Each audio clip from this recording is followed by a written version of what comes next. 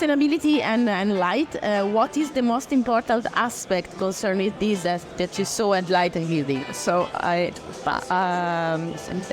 thank you for asking me that, and I've thought 3 times about that subject. First I thought of that and those, but then I thought it's time, love and beauty. Because if something is beautiful, you love it and you care for it, and it will last much longer than anything else. Okay. That's the first point. And to make a bridge to lighting design and to lighting designers, we look carefully in the rooms, and rooms can be outside and inside. It's always a space where somebody is in, and this somebody, he or she wants to do something, yeah? Perhaps she walks through the park, or perhaps she has to work in a room, and we look we look very carefully for that what comforts her or him, yeah? And that brings us to the point that we don't waste light. We just bring it to the point. That's the one. And then I want you to say one of the last biennales in Venice. I don't know whether you have seen it, but there was a German pavilion which was very, very interesting. And the title was Reduce, Reuse, Recycle. Reduce, reuse, recycling. Yes.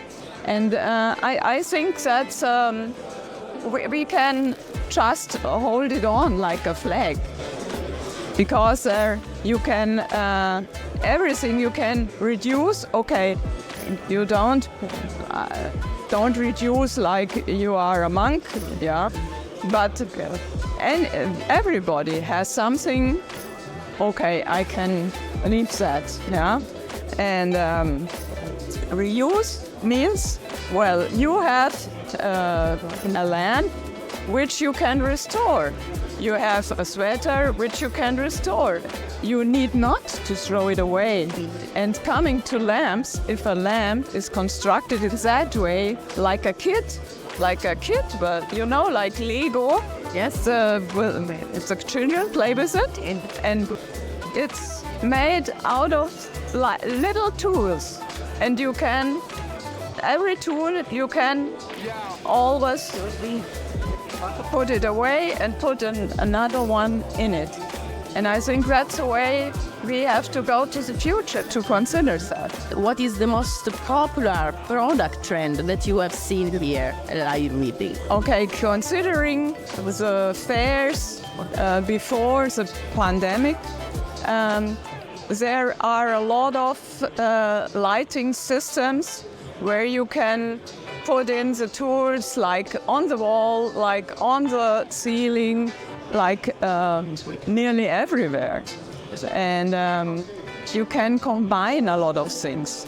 And it's almost going in that way that you have a kit too, that you have lighting tools, and you can compose them to a surrounding which is fitting in the moment and to the area. Yeah. What do you think the lighting systems of the future will look like?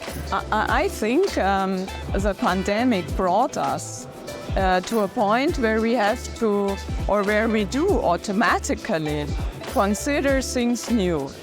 People lived and worked at their homes and had a new idea how it could work out.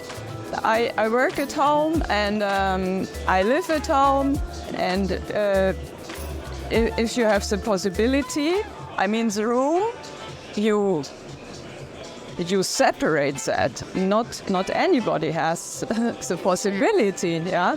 So you have to consider spots.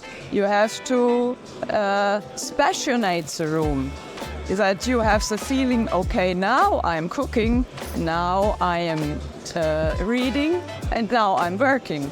Yeah, and out of that idea that we change, and we change a lot in considering our living conditions, we have to think about that, constructing or designing lighting.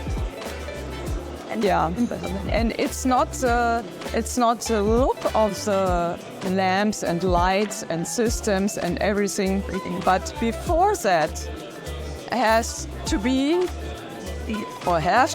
workshops where you consider the new living conditions, and that's important. And then, if you have discussed that and you have found a lot of points.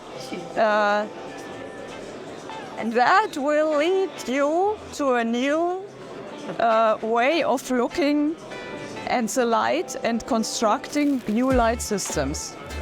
The light has a corporate visual identity. Yeah. It is something important to you, I know. So can you give us an example of the use of light for this issue? We have to consider what is our identity in the moment.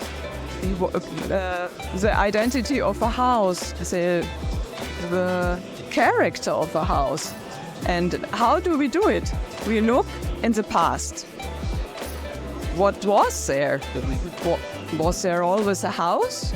Or was there perhaps a jungle or a forest or a garden or an old villa? Or what was it?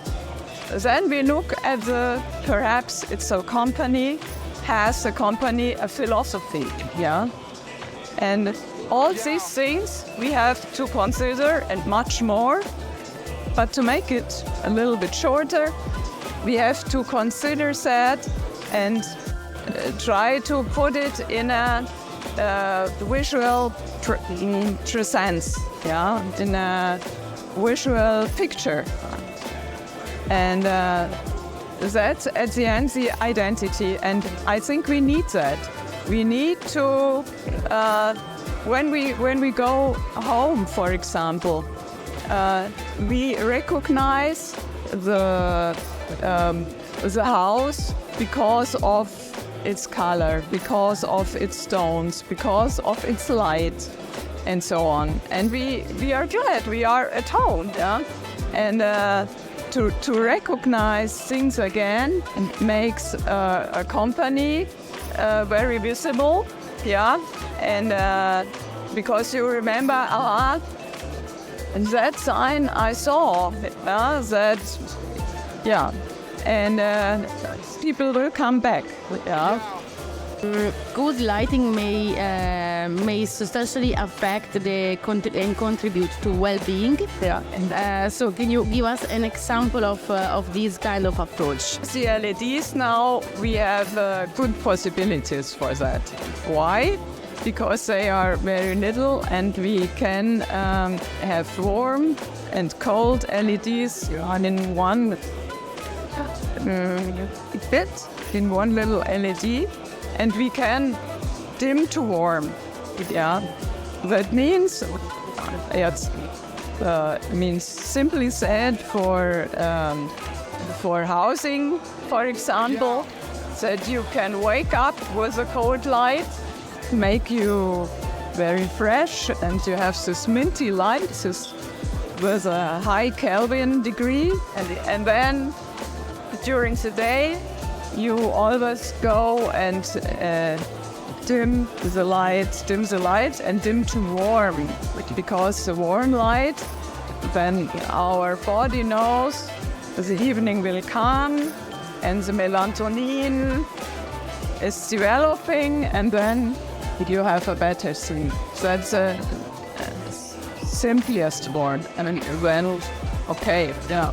You can, what we have done in the European Patentamt was to the recreation rooms, we put the light not on the floor, but close to the floor, because when we have warm light and it's close to the floor, we have the, from the sea, if the sun is going down, you have this sundowns, and you have the feeling the evening is coming, and translated is to lower the light.